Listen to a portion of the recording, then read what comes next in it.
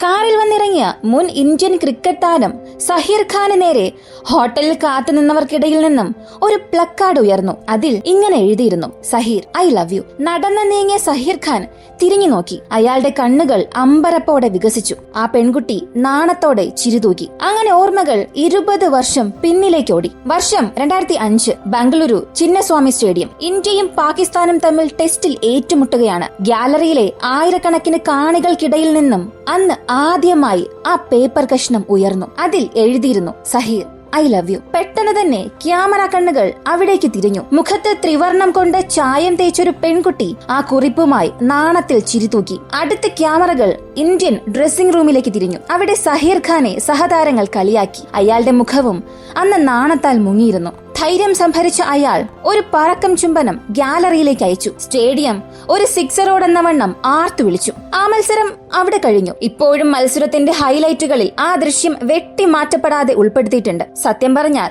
സഹീർ ഖാൻ പോലും അത് മറന്നു. പിന്നീട് എപ്പോഴോ അദ്ദേഹം വിവാഹിതനായി. 20 വർഷങ്ങൾക്കിപ്പുറം IPL-ന് ലക്നൌ സൂപ്പർ ജയൻസ് ക്യാമ്പിലേക്ക് എത്തിയതായിരുന്നു സഹീർ ഖാൻ. അവിടെയാണ് വീണ്ടും ആ പ്രണയ പതാക പാറിയത്. അമ്പരപ്പിച്ച കാര്യം, 20 വർഷങ്ങൾക്ക് മുൻപ് സ്റ്റേഡിയത്തിൽ സഹീറിനോട് പ്രണയം തുറന്നു പറഞ്ഞ അതേ പെൺകുട്ടി തന്നെയായിരുന്നു ഇപ്പൊ ഹോട്ടലിൽ ആ പ്ലക്കാർഡുമായി നിന്നിരുന്നത്. സത്യം പറഞ്ഞാൽ ആ പെൺകുട്ടി അയാളെ തീവ്രമായി പ്രണയിച്ചിട്ടുണ്ടായിരിക്കണം. ആലോചിക്കുമ്പോൾ വല്ലാത്തൊരു നിമിഷം തന്നെയാണത്.